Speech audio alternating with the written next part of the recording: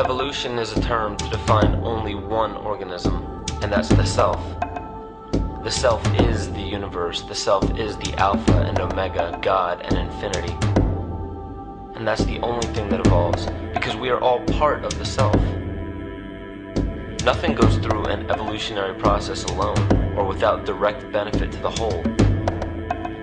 So when you begin to think that there's this controlling elite, this controlling hand behind the curtains leading the planet to destruction, when you think the end is near, the apocalypse, Armageddon, and when you think we as a species are doomed, it is not they, it is you that brought this about. And for a very good reason. You are evolving. Stop blaming everybody and everything else. Quit panicking about global tyranny and natural disaster and pay attention. Because the world is telling you something, is telling you exactly what is wrong with you and how to fix it.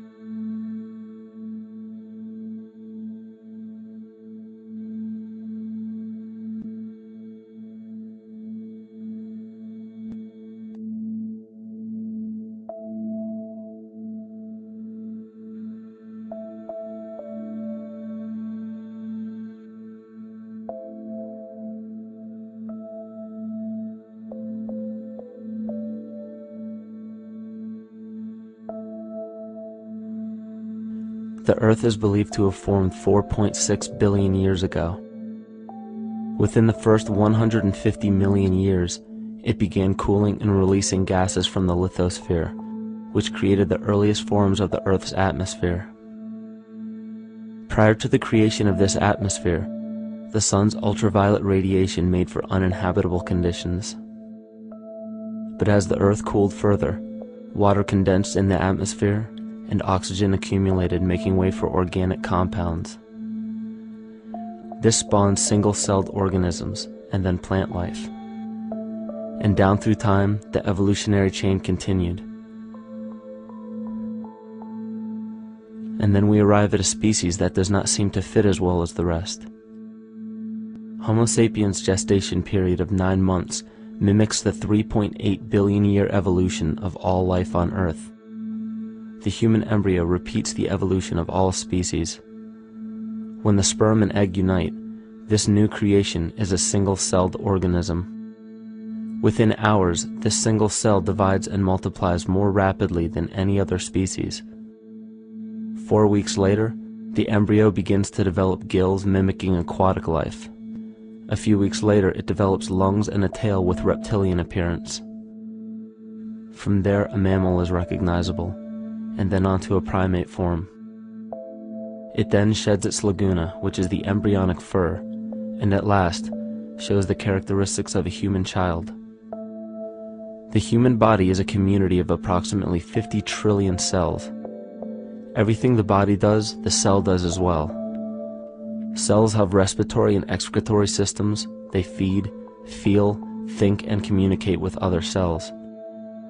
Trillions of cells make up a single organism called the human body, and billions of human bodies help make up the organism we call Earth. The Earth has more similarities with the human anatomy than you may think. Earth has its own electromagnetic generation, just like the human body. Research has found that a direct current of electricity flows through perineural cells found around every nerve in the body. These pathways are called energy meridians and have been used in the practice of acupuncture for at least 2,000 years. Dating even farther back is the notion of dragon paths or ley lines in which many megalithic structures and stone monuments were erected, marking the energy meridians of the Earth. These energy meridians are generated by the resonant frequencies of the Earth, called the Schumann waves. Each planetary body has its own resonant frequencies and is determined by the circumference and diameter as well as the speed of orbit and rotation. The Earth's resonant frequency starts at 7.83 Hz and ends with the 7th harmonic at 43.2 Hz, correlating with the 7 chakras. Ultimately, the greatest discovery of our Earth is its consciousness. A visible attribute of consciousness is an energetic field that governs the shaping of organisms. Morphogenesis is a scientific term to explain this very shaping of tissues, organs, and entire organisms. Consciousness is the creative force of the entire universe. It has been given many names such as God, Yahweh, Krishna, nature, the field, and divinity. The entire universe is in fact a single living, conscious organism with complete awareness of itself. The reason why it may seem difficult to comprehend this is because our understanding is typically limited by our language. When we hear the term conscious organism, we tend to anthropomorphize its definition. By giving it human qualities, we mistakenly look past what an organism truly is in the first place.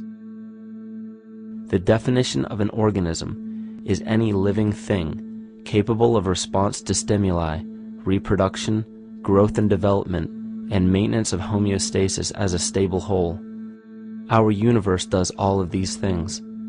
The consciousness of our universe is responsible for the form and purpose that all matter assumes. The Earth's resonant frequencies are a result of its form. These frequencies are responsible for biological rhythms, such as menstrual and circadian cycles, as well as behavioral and emotional patterns. The frequencies are then picked up by the flora and fauna, which are biological instruments that respond to the wave patterns. The wave patterns resonate in the cranial structure of our head and converge in the center of our brain, which is where we find the pineal gland. The pineal gland is believed in many cultures to be the spiritual third eye responsible for intuition. Descartes called it the seat of the soul where mind and body meet. Each individual cell in our body receives an electromagnetic impulse from our central nervous system. They receive the very same impulse that was disseminated to every biological instrument from the earth. An explanation of our conscious universe has been attempted by religion, science, and philosophy. The neglect of biological nature from any organism causes illness. A divorce from nature, exile from Eden, confounding of tongues, they are all symptoms not of a biblical God or deity, but the true self. The greatest and only threat to ourselves is a loss of self, the death of our divinity. As we barrel through history with oceans of information, yet barely a drop of wisdom, we have to understand how we lost ourself.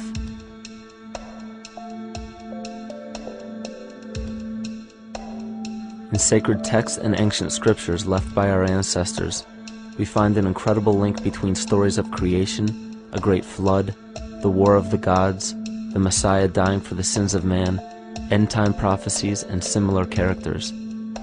These correlations show up in myths from cultures that supposedly had no contact with one another due to distance in geography and time. The common thread we find that connects all of mythology has its roots in the stars. One of the most revealing accounts is the battle of the gods in heaven and the ensuing flood. In the Bible, Lucifer rivaled the Lord and was defeated and cast down to earth. In the creation myth of the Enuma Elish, we find a similar story of Tiamat being defeated by Marduk and cast down to the abyss of Apsu. In chaos, Tiamat, the mother of them both, Apsu and Tiamat's waters were mingled together, meaning that the chaotic waters of Tiamat were somehow mixed with the sweet waters of Apsu. Apsu was the Sumero-Akkadian god of the abyss beneath the earth. Tiamat, also known as Lucifer, was known as a serpent or dragon and was defeated by Marduk. Marduk was the father of Nebo or Mercury, and Mercury is the same mythological character as the Zoroastrian Mithra, the Egyptian Hermes Anubis, and the Gnostic Hermes Christos. The most recent version of Mercury, however, is the archangel Michael in the Bible, who defeated Lucifer and sent him to the abyss of the earth, or hell. This story is steeped in astrological significance in the Bible and in many other ancient scriptures. This leads to an event in history that is recorded by many researchers regarding the cosmic upheaval and historic deluge. William Commonus Beaumont states, "The flood immortalizes the collision of a fallen planet, later termed Satan, actually a cometary body with our Earth." Consider what this reveals. He postulates that a planet, later termed Satan, fell to the earth, creating the flood we see recorded in the Bible and other myths. Lucifer, or Tiamat, was a planet known to ancient cultures as the Glistening One, the dragon of chaotic salt waters. The light from the sun illuminated this planet's water, which gave it a glow that rivaled the sun's own light, which is where we hear about Lucifer rivaling the Lord. The Lord in this case being the sun, which sustains and gives warmth to the earth. The planet Tiamat, or Lucifer, was destroyed by a cataclysmic event that hurled the watery planet to the abyss of the earth. In the book of Enoch, it reveals, "And behold, a star fell from heaven, and when it fell to earth, I saw how the earth was swallowed up in a great abyss." The myth of the Ute Indians states, "The sun was shivered into 1,000 fragments, which fell to earth, causing a general conflagration. Then Tawats fled before the destruction he had wrought. And as he fled, the burning earth consumed his feet, legs, body, hands, and arms, until at last, swollen with heat, the eyes of the god burst and tears gushed forth in a flood which spread over the earth, extinguishing the fire." This myth resembles the translation of the Enuma Elish by Stephanie Daly in her book Myth from Mesopotamia, which explains that Tiamat's eyes became the source of the Tigris and Euphrates rivers. As written in the book of Revelations, "And there was a war in heaven. Michael and his angels fought against the dragon, and the dragon and his angels fought back. The great dragon was hurled down, that ancient serpent called the devil, or Satan, who leads the whole world astray. He was hurled to the earth." The Roman mythology of Ovid gives the story of Phaeton, which happens to be another name given to the watery planet Lucifer, or Tiamat. This story reveals that Phaeton was a child of the sun and wished to become the sun for a day. Phaeton attempted this feat, and eventually Jove, who is also known as Marduk, destroyed Phaeton, sending him crashing to the earth in flames and put out by a tremendous flood of water from a river unseen before. The common theme we notice here is that of a saltwater planet, the great dragon, Lucifer, Tiamat, or Phaeton, was defeated and fell to the earth, and now dwells in the abyss known as hell, giving us the outline of the story of Lucifer rising up against the Lord and being defeated and banished to rule the underworld. As we know, however, an outline is but a shell of a story. The inner meaning, the spirit of the myth, comes with a deeper understanding of the essence of each planet, not just the physical planet, but the conscious core, because we know now that the proportions and velocity of a planet gives them their own characteristic frequencies, which govern biological and behavioral patterns. These planets reflect the archetypal psychology of man. In ancient times, probably the most important field of research was the study of the heavens. Galactic bodies and their movement through the sky were known to be symbolic of the inner faculties within human consciousness. Within all organisms, outdated science has only explained the physical world measured by our five senses. Only in esoteric religions, mysticism, and quantum fields of science are we to find any attempt at explaining where thoughts and emotions fit into the sense-perceptible world. We also understand now that humanity is a community of cells within the organism of the Earth. The Earth, therefore, is a higher organism that shapes our form and function. This higher organism and all other planetary bodies are governed by consciousness, just as we individual humans are. Therefore, the Newtonian belief that galactic bodies are nothing more than lifeless forms floating in space is tantamount to claiming that we humans are nothing more than a composite of elements in motion. We know that this is untrue because we feel, we think, and furthermore we see the result of our consciousness creating what we call life. Plato wrote, "This world is indeed a living being, endowed with a soul and intelligence, a single visible living entity containing all other living entities, which by their nature are all related." Furthermore, the cosmos is a single living creature which contains all living creatures within it. And in an article out of the Sufi journal, the author writes, "The world is a living spiritual being." This was understood by the ancient philosophers and the alchemists who referred to the spiritual essence of the world as the anima mundi, the soul of the world. In scriptures, we hear of the claim that angels guide the inner soulful actions of people, or that the gods wield influence over man. Most ancient spiritual and scientific teachings held the belief that the hierarchies of the gods, angels, archangels, archai, all the way down to the cherubim and the seraphim, are the hierarchies within the human psyche. In this way, we must understand that when the whole of ancient myths and sacred scriptures speak of spiritual influence from a higher being, they were speaking of archetypal forces that are inherent within us, not an influence from an external source. This is where we begin to see the relevance of astrology as an ancient form of science that resurfaced in the 19th and 20th centuries under the name of psychology. Friedrich Nietzsche even stated, "As long as you still experience the stars as something above you, you still lack a viewpoint of knowledge." This is astropsychology and maps the inner faculties of the psyche. In pre-Christian times, there were schools known today as the mystery schools or the mystery religions. The messages encoded in the scriptures and ancient archaeology came from adepts of spiritual science. The intent was to teach the initiates the deeper meaning of these myths. What became later termed as Lucifer, Satan, or the devil was representative of the ego which rivals the Lord, the representative of the self. The true self is the epicenter of a person's entire being. It is the total sum of everything that we are. The false ego, on the other hand, is the idea and concept we create about ourselves in the course of our lives, which typically excludes any qualities we don't wish to accept about ourselves.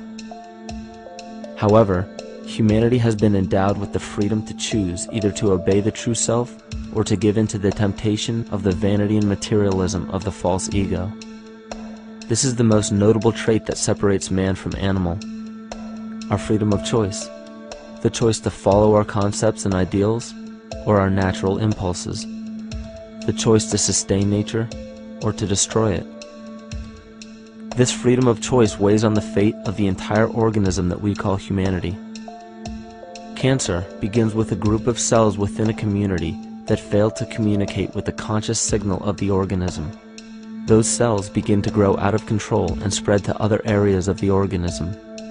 This very disease is evident in our world today. The cancer upon our earth is the domination of our false ego and our divorce from nature. Collectively, among every human, vanity leads to segregation and competition. Competition leads to fear and greed. Greed leads to deceit and immorality. And immorality is the breeding ground for illness, waging war on our earth. Every act of hatred and destructiveness in our world begins with self-hate and self-destructiveness. And it all begins with a breakdown in communication.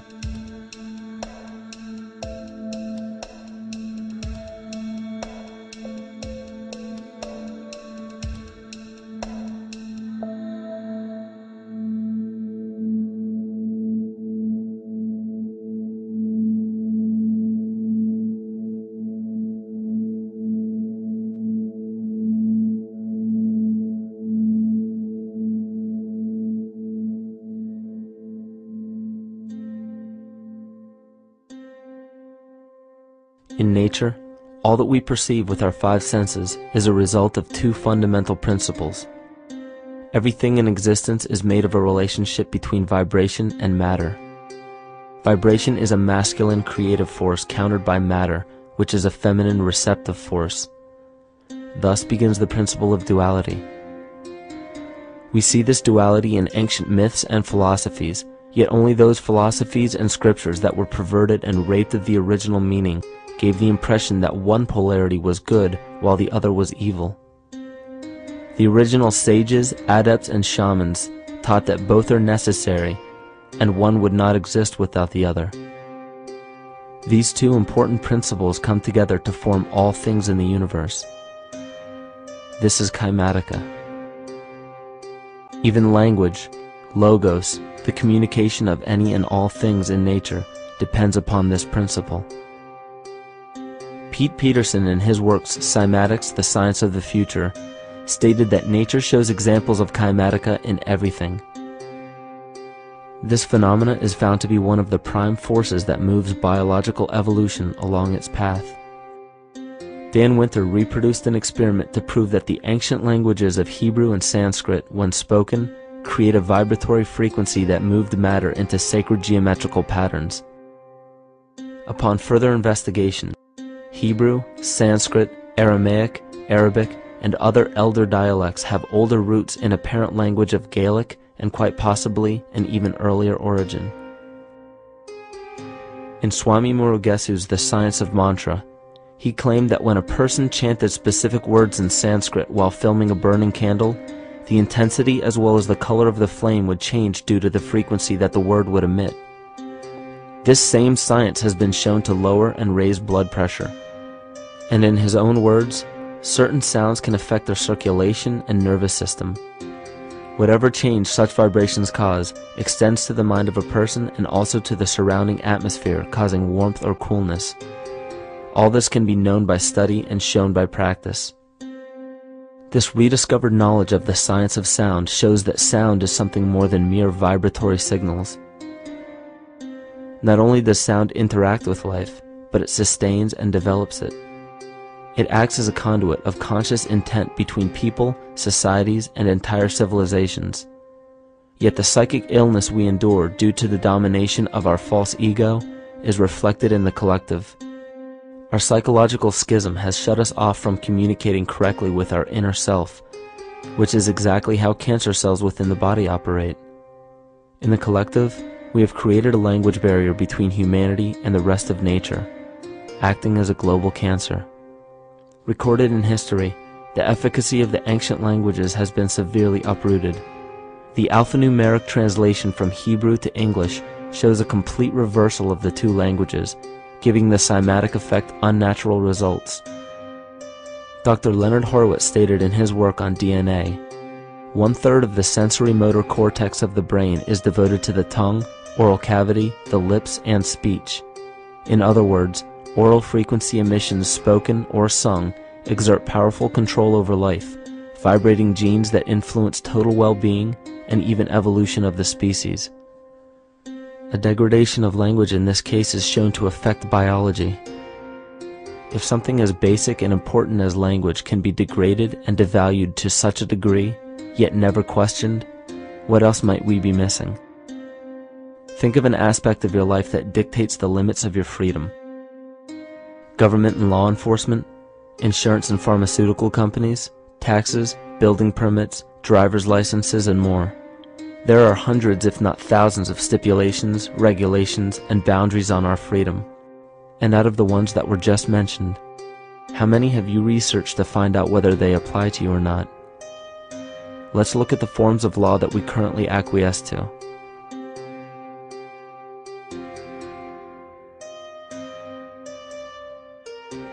A common misconception among people is that any rule or regulation that governs them falls under one category: law.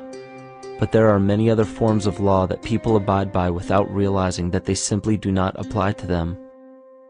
Another misconception is that a nation's constitution gives us our rights. A constitution does nothing more than list the rights that we already have. We are born with inalienable rights, endowed to us by our Creator. They are not given to us, and they cannot be given away.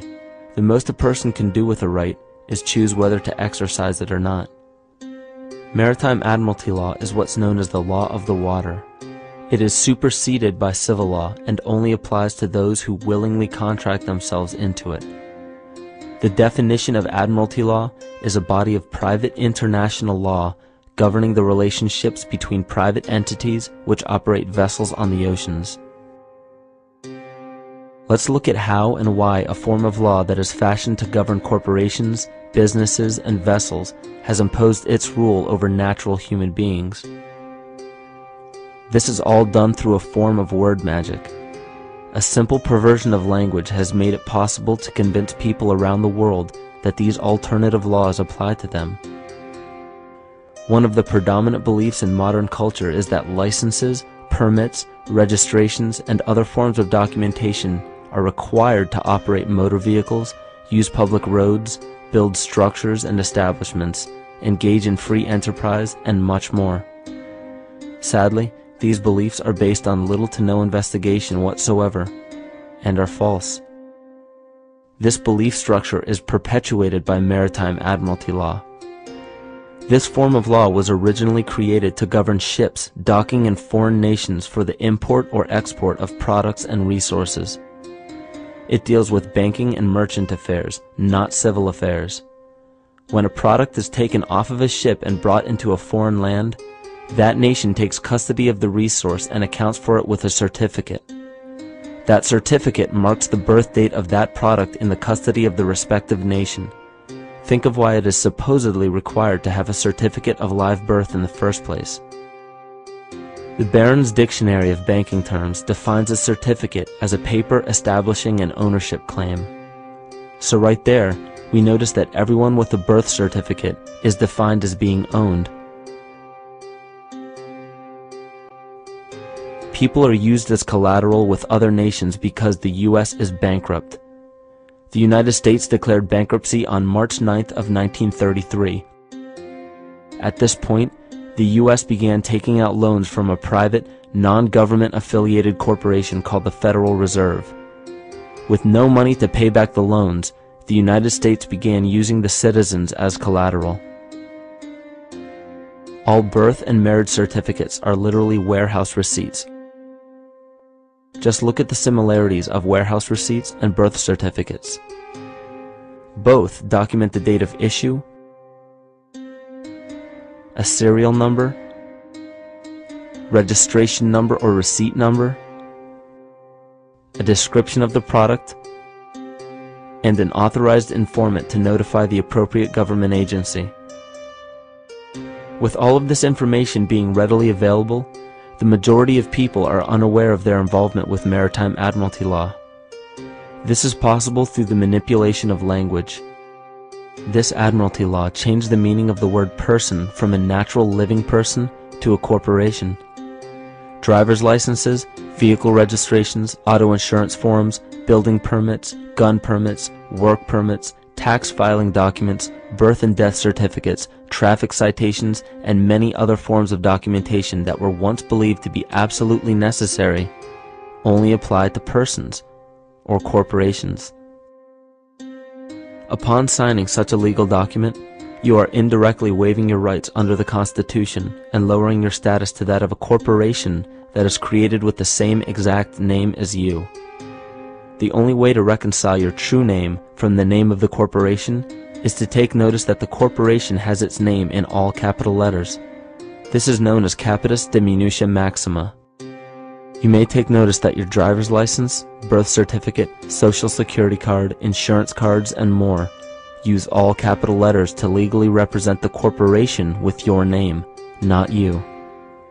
The corporation is known as an artificial person, whereas you, the human being, are known as a natural person. This deception goes even deeper when it comes to the courts that we attend. When showing up to court, you will notice that there are seats for witnesses behind a wooden fence or barrier. The defendant must cross through the entrance to the other side of the barrier where the plaintiff and judge sit. This act symbolizes the boarding of a ship. At this time, business can be conducted in maritime admiralty law. The judge, acting as captain or banker, is responsible for settling the balance between the two sides. This is why there is always a monetary value involved in any court case. The captain is simply dealing with banking and merchant disputes. Once the balance is paid, the case is closed. To turn the court case away from admiralty law where your rights are not protected, you must avoid agreeing to represent the artificial person. This is done by stating that you are the natural person. You don't have a first or last name because those imply corporate title. In a court case, you may state that the court takes judicial notice of your honor's oath of office. Every judge must take an oath of office to practice law, yet you must make it clear to the court and the jury that the judge is acting as judge and not banker. Remember that you are a natural human being of the earth. You are not governed by anything but your own consciousness. Laws are created within a society. The society that created the laws we see being enforced today is called the Law Society. Yet the most beautiful part of this entire deception is the fact that we are not part of the Law Society, so their laws do not apply to us. Judges, lawyers, and law enforcement officers, they're all part of a society. Within that society, they've created their own language that's deceptively similar to English. They have these little things called statutes, acts, and regulations that seem like laws, but they really only apply to those within their society. So that basically means all the traffic violations, minimum age requirements, and everything except for damage to another person or their property doesn't really apply to the natural person. Laws only apply to those within the Law Society. The game being played is an illusion. You can simply choose to open your eyes and reclaim the freedom that you were born with, bound by nothing but the limits of your imagination. These are just a few examples of assuring that your rights are being protected. By far, the most important line of defense against this deception is to be aware of the perversion of language, and be absolutely aware of how you form your beliefs and concepts.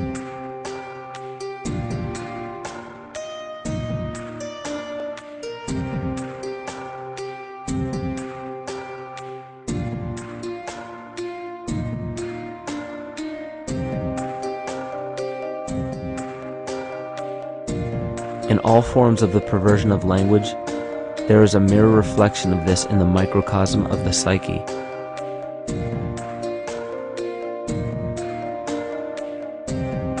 And the problem I see with humanity today is we don't truly know ourselves anymore.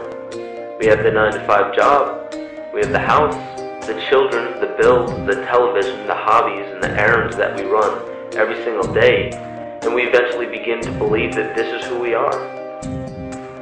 But who are we beneath the job title, beneath the status of mother or father, theist or atheist, Republican or Democrat, black or white, man or woman? Who are we?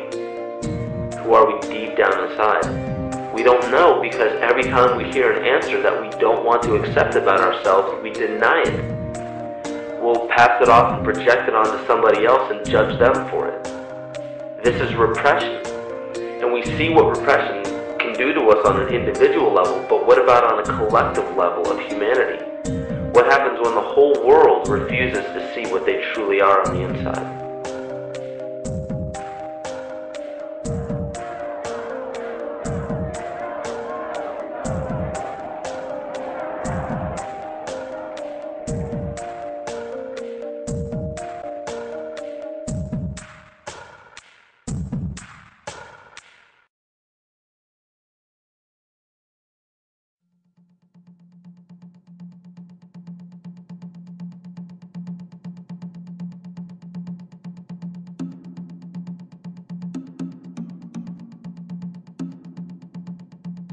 Carl Jung discovered that there is a collective unconscious connected to all humans, meaning that the whole of humanity shares a single mind with one another.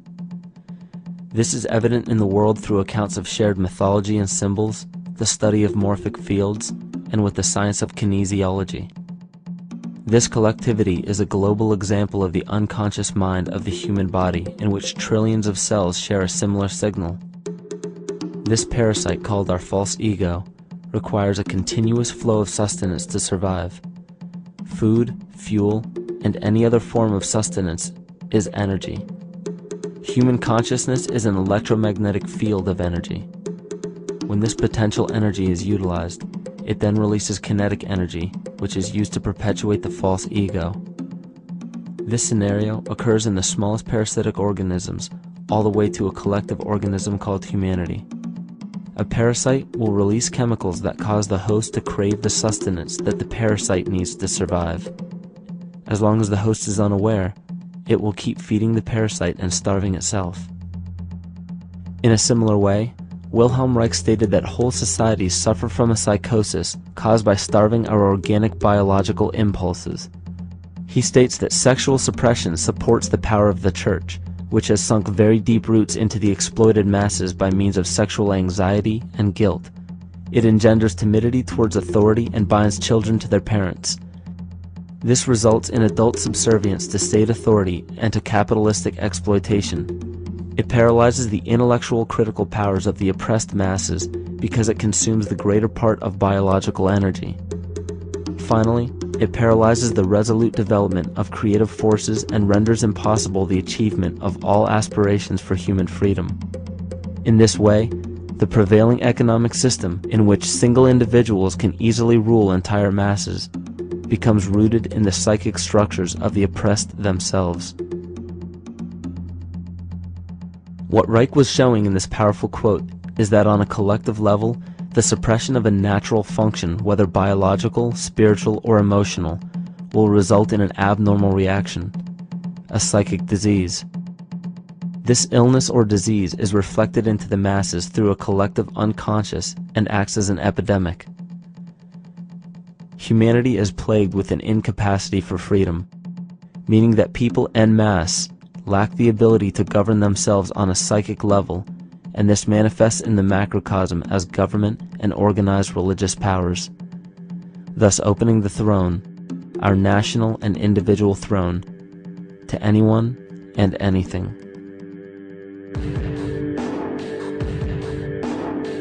Enter the infamous rulers of the earth, the patriarchs of civilization, political, social, economic, and spiritual dictatorship, psychic tyranny. This simple illness within our psyche, this lack of responsibility and neglect of basic human freedom, has made way for every tyrant that has ever held rule over people on this planet.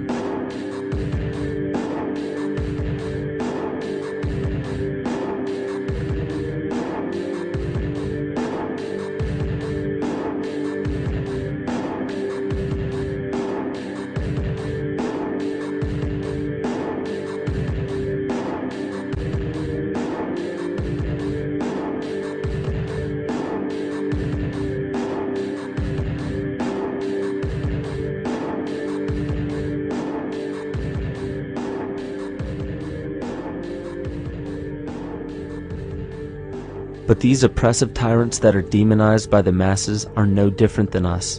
In fact, they are one with us. In the book The Prophet by Khalil Gibran, he poetically states, "I say, as the holy and the righteous cannot rise beyond the highest which is in each of you, so the wicked and the weak cannot fall lower than the lowest which is in you also." Every one of us has the capability to commit the most horrifying sin or show the most beautiful compassion to our fellow man. This is the very definition of an illness within the psyche and soul of man.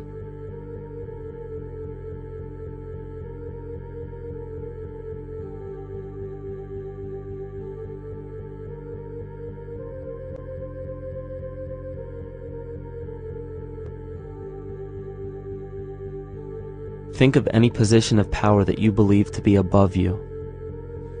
Royal families, government leaders, the United Nations, financial organizations, corporate monopolies, and media juggernauts.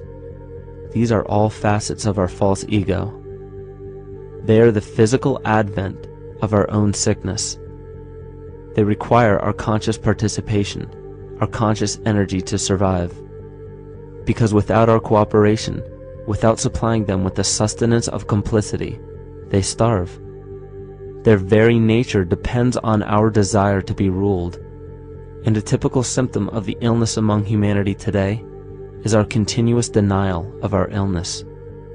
Repression. We consistently repress those qualities we choose not to accept about ourselves. This is why it is so difficult to see the false ego and its multiple manifestations for what they truly are.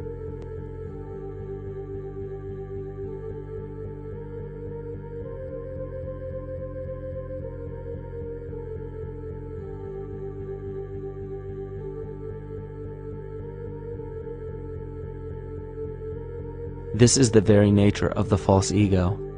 It acts as a red herring to distract us from the freedom we truly have. For this psychic parasite to survive, it must supply us with a chemical that will cause us to remain dependent upon it.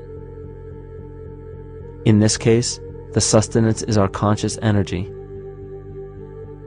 And in order for us to feed it to the parasite, the chemical of fear causes humanity to crave protection and defense.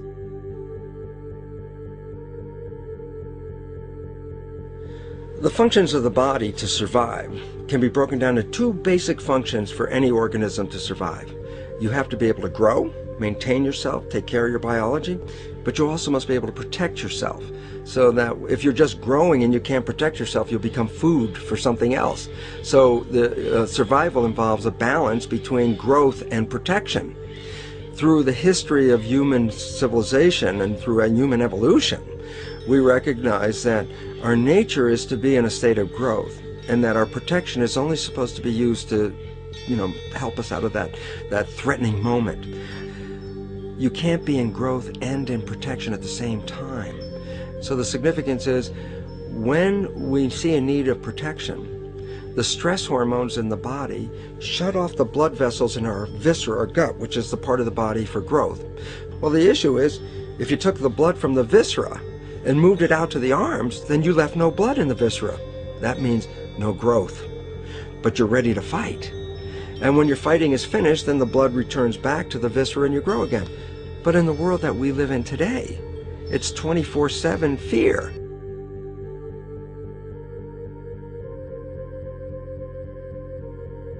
So we have a continuous dripping of that stress hormone into the body. It's just dripping all the time, getting us ready to run or fight or flight at any moment at the drop of a hat. We're ready to go because we're on guard. Well, the problem is, what does that mean about your allocation of energy? And it says, we're spending most of our energy in protection. You cannot survive if you're in protection all the time.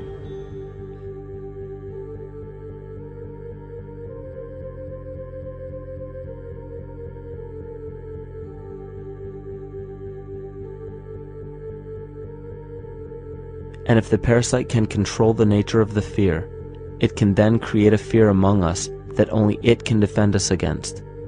A recent physical manifestation of this comes from Zbigniew Brzezinski, former Secretary of State who also supported President Barack Obama.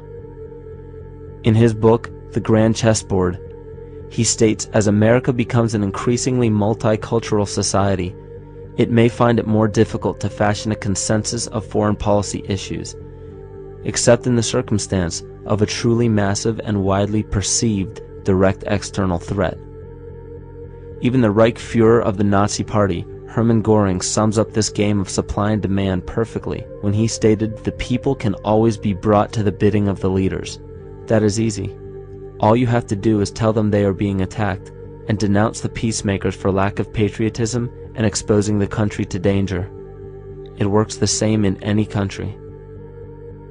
It also works the same in every individual psyche. Just remember that the false ego has only one desire: to become greater and more powerful than the true self. This illness causes us to believe that we are separate from nature.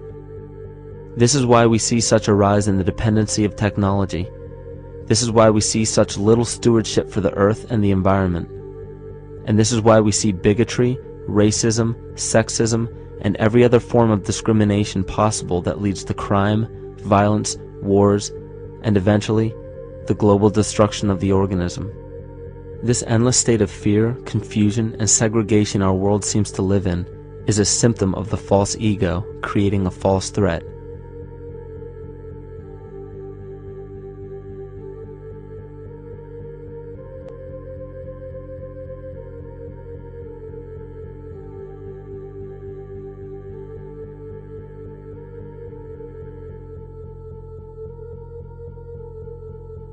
many of the United States presidents have blood relations with each other.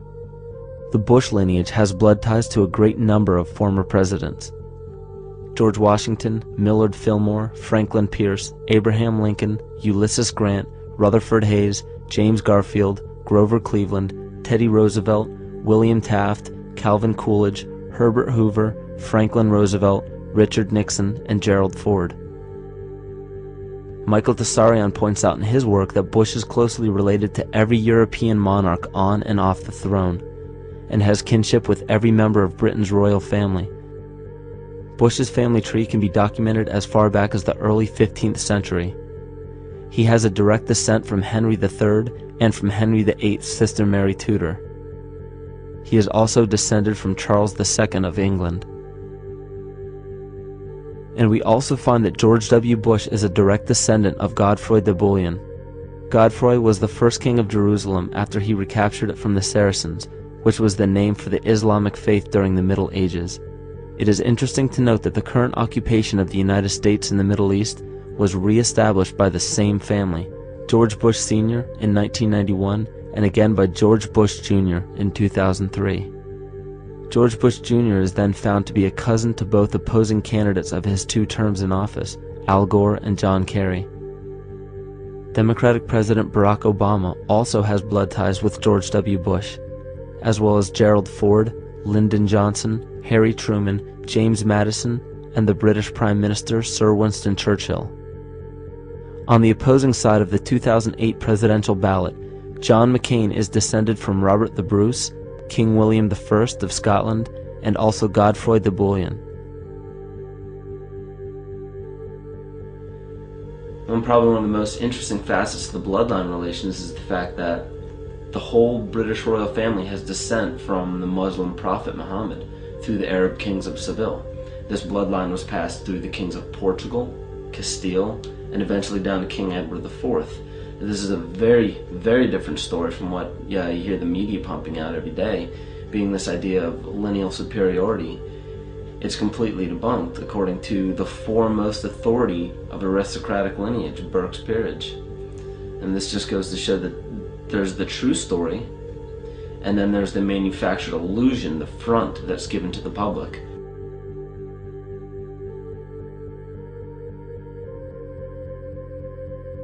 These blood ties go on and are documented thoroughly through literature such as Burke's Peerage and other comparable books.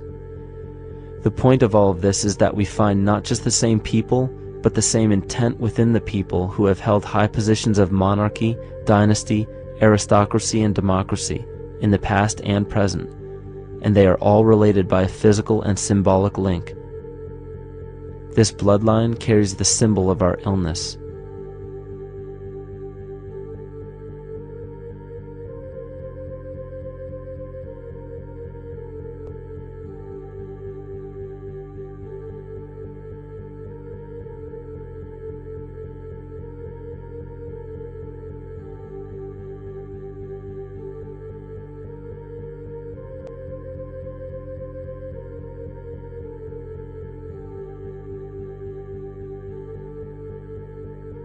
The symptoms of our psycho-spiritual illness are the wars, terrorist attacks, artificial or man-made disasters, and leader figures. As long as the people remain oblivious to their inner drives and inner nature, they will always fail to recognize why these events take place and why these figures rise to such powerful positions. The reason why we have failed for thousands of years to conquer these archetypal rulers permanently is because for thousands of years we have been fighting the symptoms of an illness and not the root cause.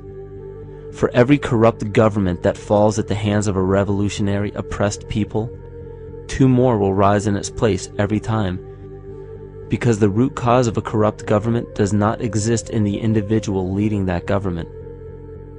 It exists within the psyche of every individual, because an unaware host to a deadly parasite will do anything to avoid accepting his own incapacity for freedom.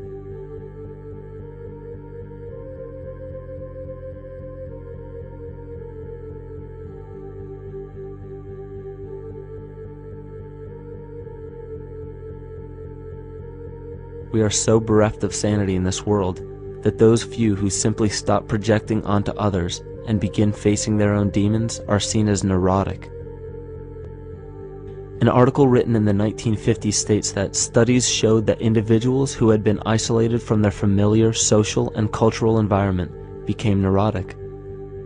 This shows that when those individuals had no object to identify their darker emotions with, they began to see these things in themselves, that which they refused to recognize before, and were unaware of why they appeared and how to cope. Facing our true inner self is virtually unknown in our world today. This is why no matter how many civilizations rise and fall, it is our collective consciousness that creates our governing apparatus, not individual people.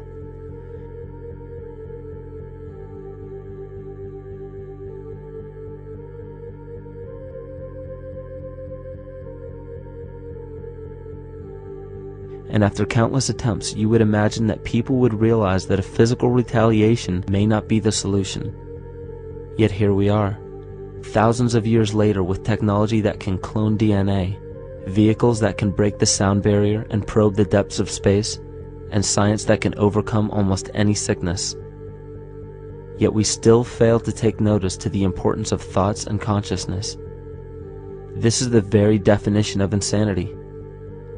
And every single one of us is responsible for this psychic epidemic, because we're killing the messenger and paying no attention to the message.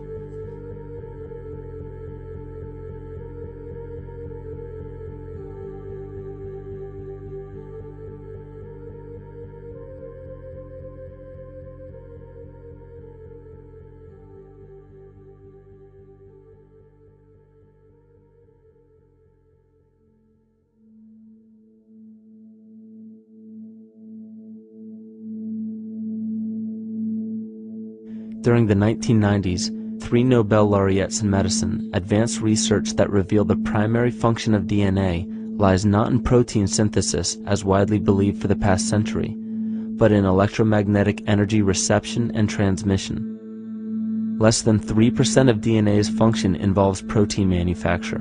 More than 90% functions in the realm of bioacoustic and bioelectric signaling. So why is it important to know that DNA functions in bioelectric signaling?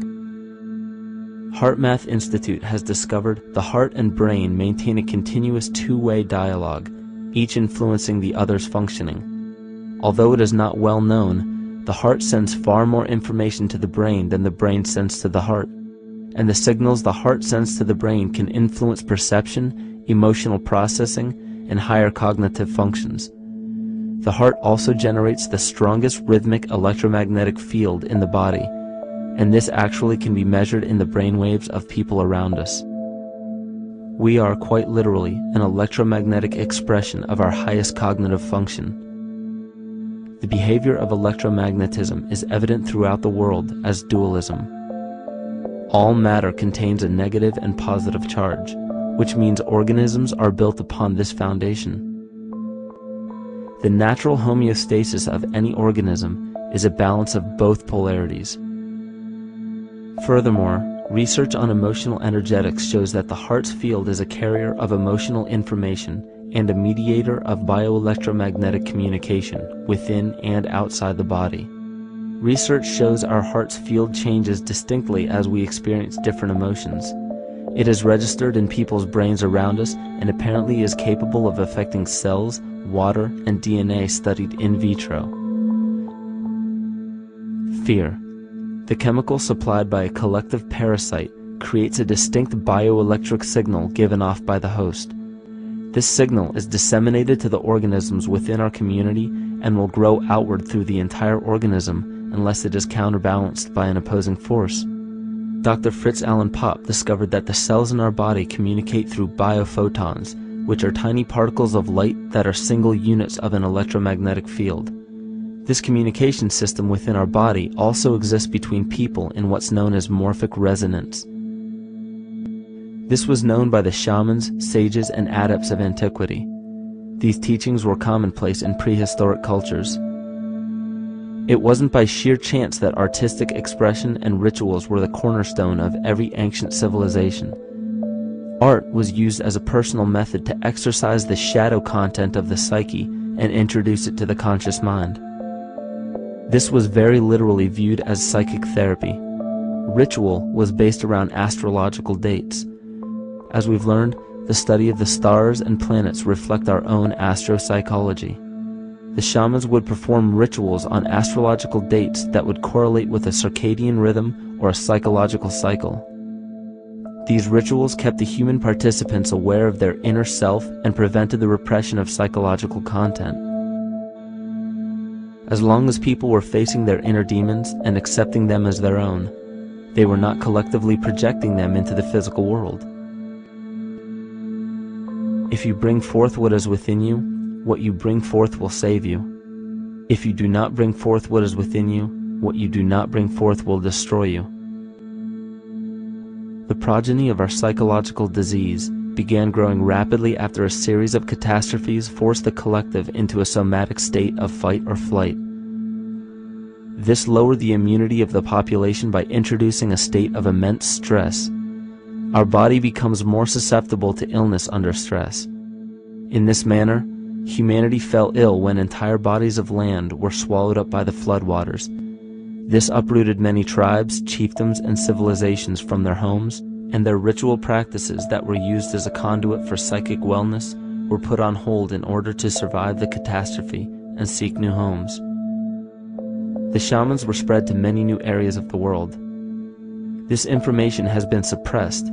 We are made to believe that advanced civilizations such as ancient Egypt and the Mayans of Mesoamerica came about with no prior rudimentary remnants or evidence of evolving intellectual artifacts to bring them to their peak. We are meant to believe that their incredible knowledge of mathematics, astrology, agriculture, economy, polity, and architecture came out of nowhere. This leads many researchers today to the understanding that the origins of these civilizations have been suppressed. Not surprisingly, the force that has guided the suppression of this knowledge comes from the exact bloodline of the political and religious leaders stated previously. These are some of the notable book burnings and suppression of important texts in our history.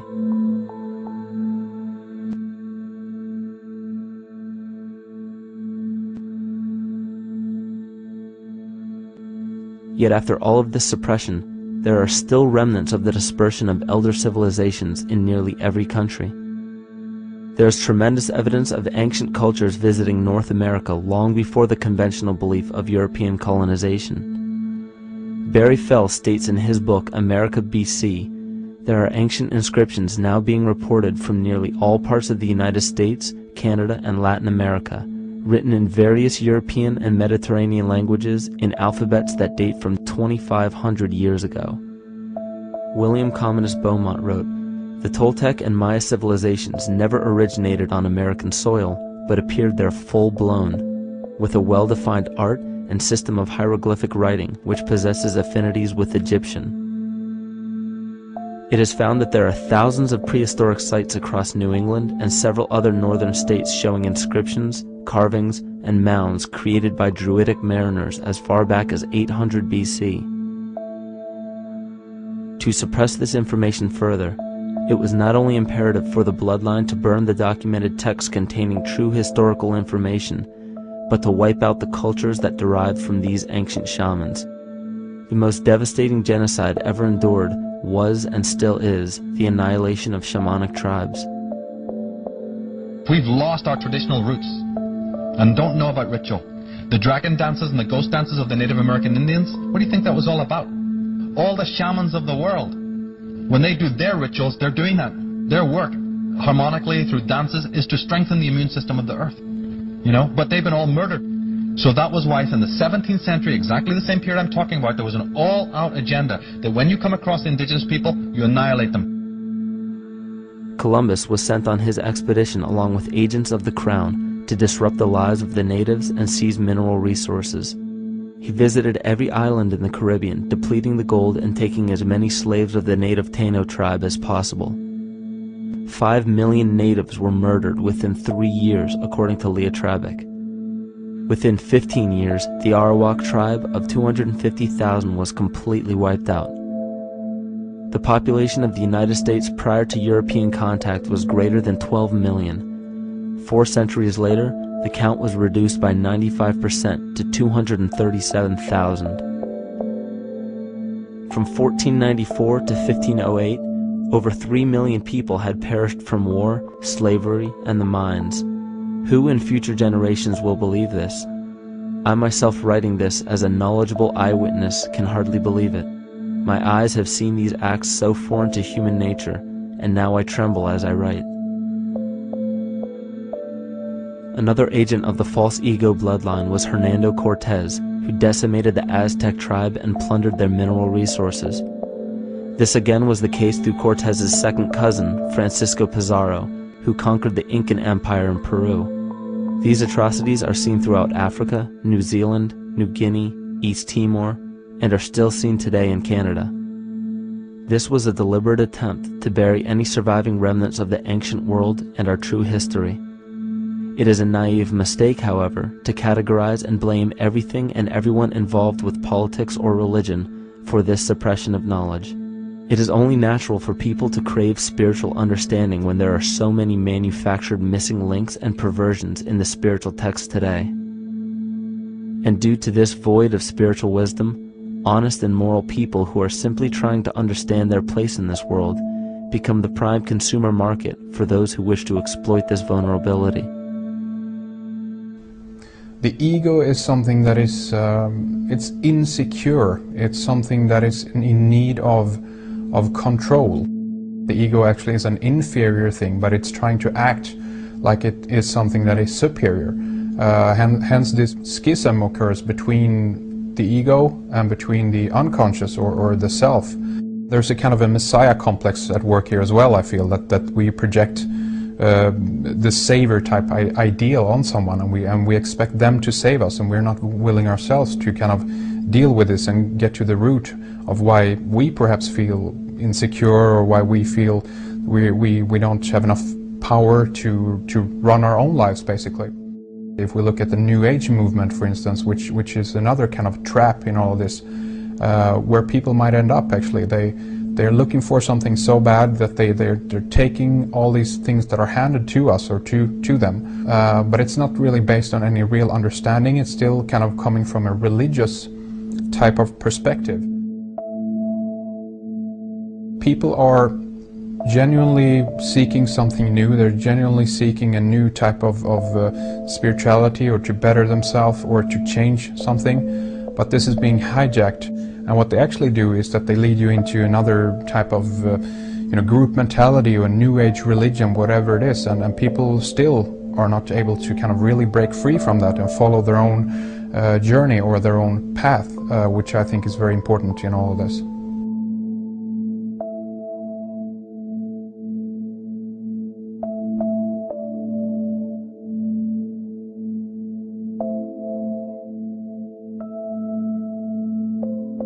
In the pre-Christian era, there were several cults of incredible power, most notably the stellar, solar, Saturnian, lunar, and mushroom cults. It is simple to see that worshippers of the lunar goddess comprised of the lunar cult. The worship of sun gods were indicative of the solar cults. The Saturnian cult, which consisted of Phoenicians and Canaanites, worshipped El or Eli. The biblical exodus of the Hebrews from Egypt showed that they entered Canaan and merged the lunar cult of Isis, the solar cult of Ra, and the Saturnian cult of El to form Isis, Ra, El. Israel. The old Israelitish cult and mythology, the Yahweh worship, the patriarchal legends, the sojourn in Egypt, and so on, are rooted in the religion of the sacred fungus, developed from the underlying fertility philosophy of the ancient Near East. The Jewish mitre, Muslim turbans, and military berets are derivations of the symbol of the mushroom cult. One of the first and most prominent, however, was the stellar cult, and a number of these ancient cults were created for shamanic purposes and earthly stewardship, yet some were taken over with different intentions. Just as you would imagine in any establishment of power, smaller cults formed within the main cults to worship individual deities. The cult of Mithras and the cult of Dionysus are two examples. You still today can see the Mithraic or Phrygian cap on the symbol of the seated Liberty Dollar, the coat of arms of many countries, the reverse side of the flag of Paraguay, the seal of the United States Senate, and even involved in the solar cult holiday that we now call Christmas. In the cult of Dionysus, many festivals were celebrated, such as the Greater Dionysia, celebrated in Athens around the spring equinox. The foremost event in this festival was the Thymelic contest, in which poets, musicians, and entertainers performed in an open-air theater. Musicians did not have to pay taxes, and members of the Artists Guild did not have to participate in military affairs. The cult of Dionysus is still alive to this day as the entertainment industry.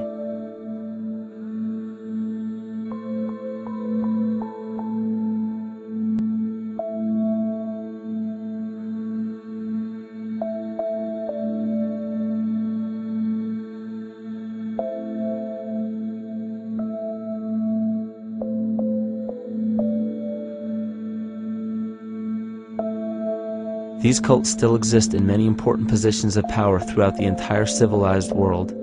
Yet the most important function of these groups is to manufacture the consent and complicity of the people. The conscious mind is the creative mind. It's the one that has your personal identity into it. It does the real thinking.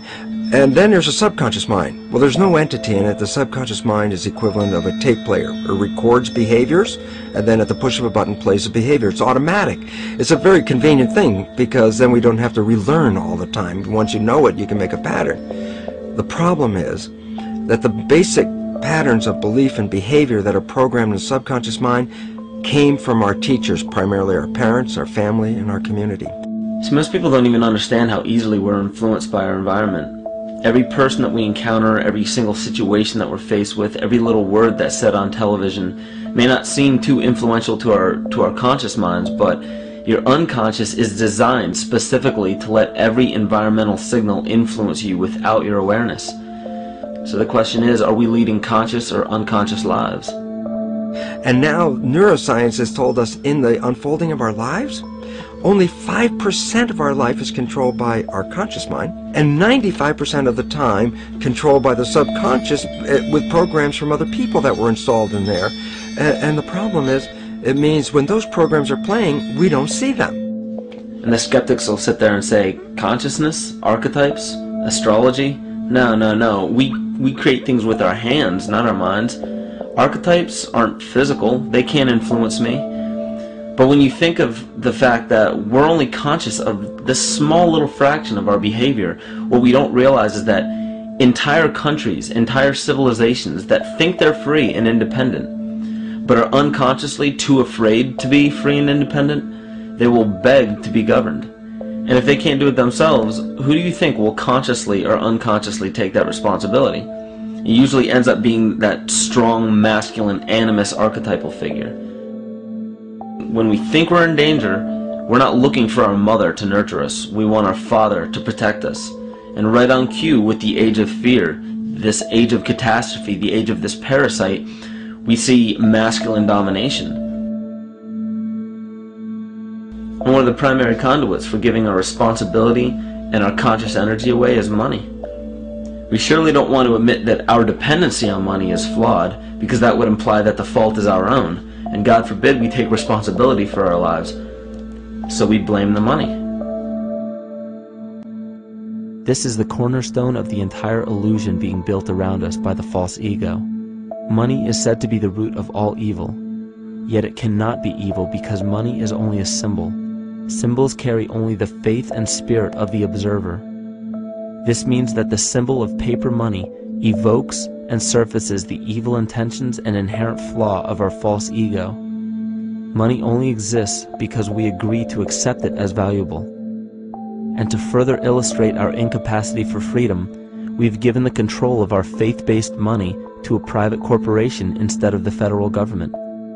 There is no law stating that we have to use Federal Reserve notes as currency. We choose to because we fear the alternative: independence.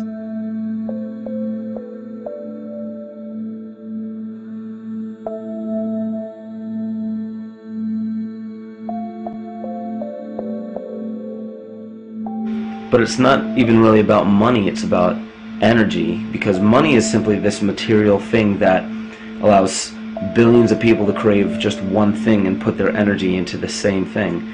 It's not the plasma TV or the house or the lifestyle or the job or the significant other or the status that we're really after, because we know that we're empty. These people feel sadness and loneliness and void just like anybody else, and they either want to fill that void with materialism because they think that that'll make them feel better, or they want to sedate the void feeling with material possessions. So it all comes back to this feeling of having to put our dependency into an external source, something that we have absolutely no control over.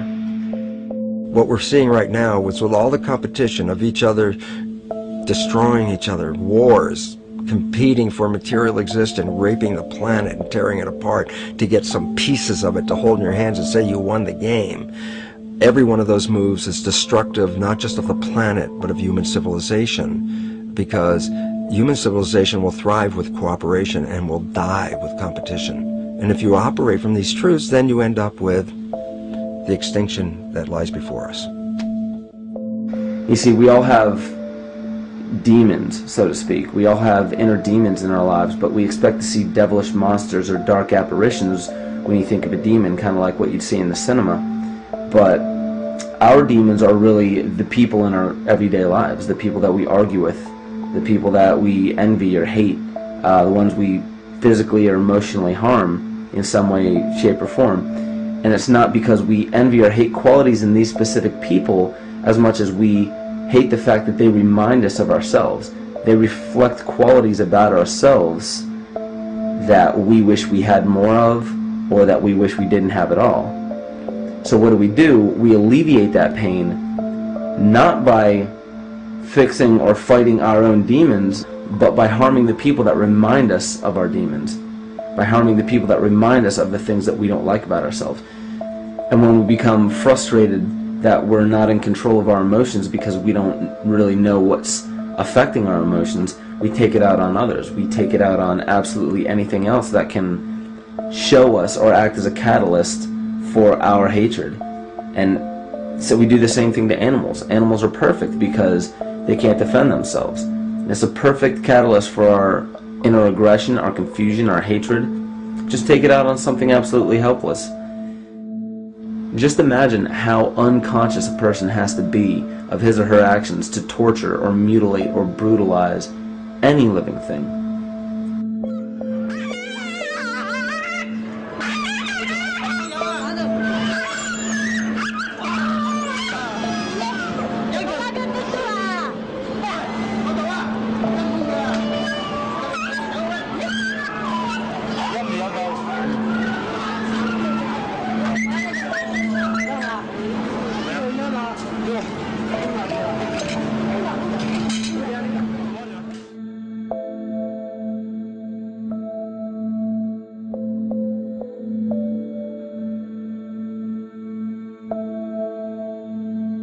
His goat's down, and he'll be here, and we can. Ouch! Ooh, he bit you.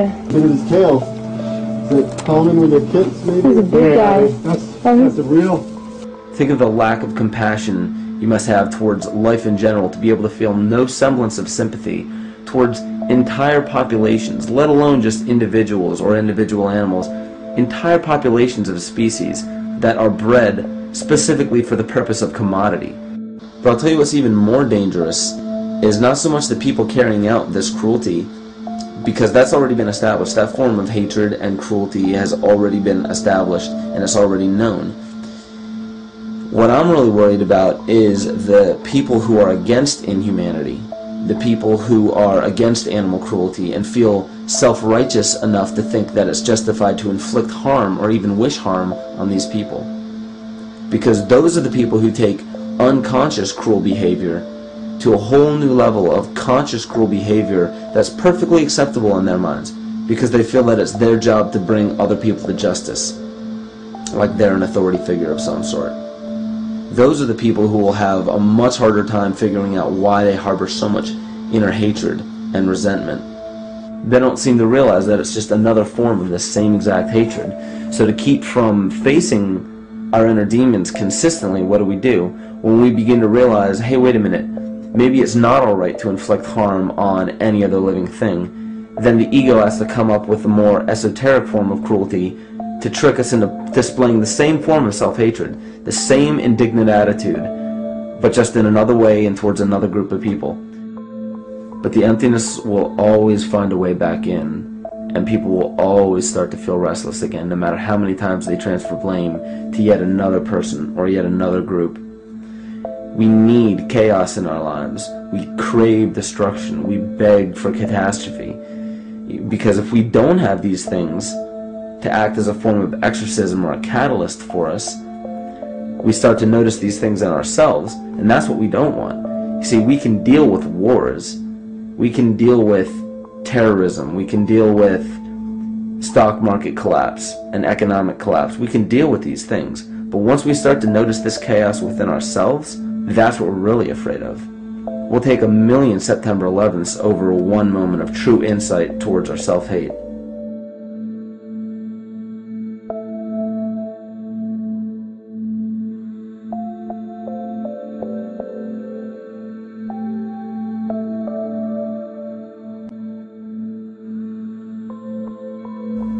And you know, the most interesting part of all of this is we encounter things every day, every single day, that we either accept with open arms or that we reject violently.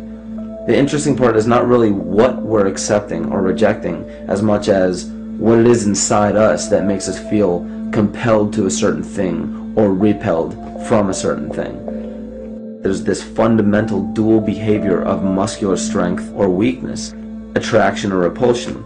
And what's interesting about this is when you realize that consciousness, awareness, that intangible essence that animates all matter into what we see around us as life, that is where you will find the origin of this dual behavior. It's been explained as the inhalation and exhalation of Brahma, the contraction and the expansion of Ahriman and Lucifer in an anthroposophical setting, the active and the passive qualities in electricity, the masculine and feminine qualities, yin and yang, existence and nothingness. These are all ways to explain the same behavioral process that begins with awareness. It begins with consciousness. And if you get rid of all the images and concepts in our minds of these sayings in your head and just try to feel the difference between the two polarities, you'll begin to notice that all of the different scenarios and possibilities that are playing out in the world all spawn from this common origin. You'll have 1,000,000 people telling you why the Bible is supposedly the Word of God and that you should follow it word for word. And then you'll have another 1,000,000 claiming that it's a form of mind control and not to believe any of it. Everybody will tell you to beware of this or watch out for that. This is good information, this is bad information. And I just have to wonder, what makes anyone an authority figure enough to say that something is true or false? And why are you denying or accepting anything based on the suggestion of another person? Why aren't you making that decision for yourself? Information is information. There's no such thing as good or bad information. It's all what you do with it. I say let everything be your Bible.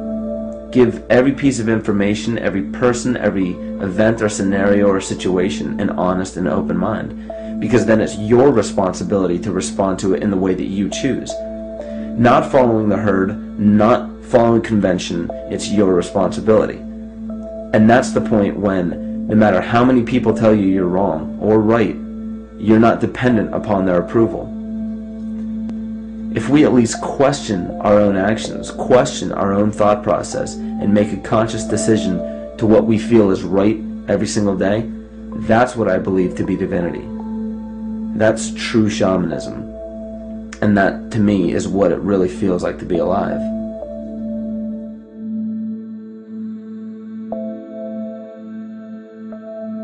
In this conscious, living universe, there are no laws of nature, just habits. There is nothing external to the universe to enforce a law upon it. The illusion of a fixed law of nature is only the result of there being no need for that habit to be broken. When habits need to be broken to ensure the survival of the organism, we see this event in nature and call it evolution. The collective mind shapes our evolution. And a great example of this is the experiment done by John Cairns in 1988. His team put lactose-intolerant cells in an environment with only lactose for food. Under a law of nature, every one of these lactose-intolerant cells would have died. But surprisingly, they all survived. Every one of them understood the problem that they were facing and replaced the defective lactase enzyme with a functioning one to utilize lactose for food. If a cell has the ability to decide how and when to evolve because it's facing extinction, then anything can. The existing beliefs are that a human body is a biochemical machine controlled by genes, and therefore the behavior, emotions, and character of our biology, our health, our lives, are controlled by genes which we don't control. So this is what we taught people. You're a victim. Genes control your life. You didn't pick them. You can't change them. The genes you end up with program what's going to happen. My experiments on stem cells, which I started in 1967, I'd isolate one stem cell, put it in a petri dish, and then it would divide every 10 hours. So I took all the cells, split them up into 3 groups, and then just put them in 3 petri dishes. And then I changed the growth medium, the constituents of the environment, in each of the 3 dishes. In one dish, the cells form bone. The second dish, they form muscle. In a third dish, they form fat cells. What controlled the fate of a cell? And the first thing you have to say is, well, wait, they were all genetically identical when they were put in a dish. So obviously the genes didn't control it because they all had the same genes. What was different was the environment. And all of a sudden in my career it said, oh my gosh, here I am teaching genes control life, and the cells are telling me genes respond to life. And since you can control the response, you can control your life. It's how you read the environment, how your mind perceives the environment. And if you understand this, then you could lead yourself to the most wonderful expression on this planet, to be fully alive and fully healthy by just how you respond to the world.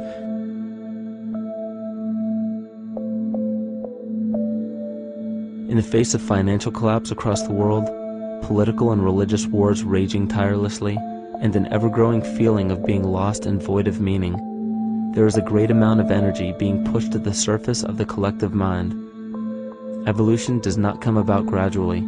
It happens in spurts and fits, and comes about due to a tremendous need for the organism to survive. We are now at a point in history where we will choose. We will choose to become sovereign or remain dependent, to face our true self or continue fighting a ghost, to become well or allow this disease to grow, to live or to die. The choice is yours.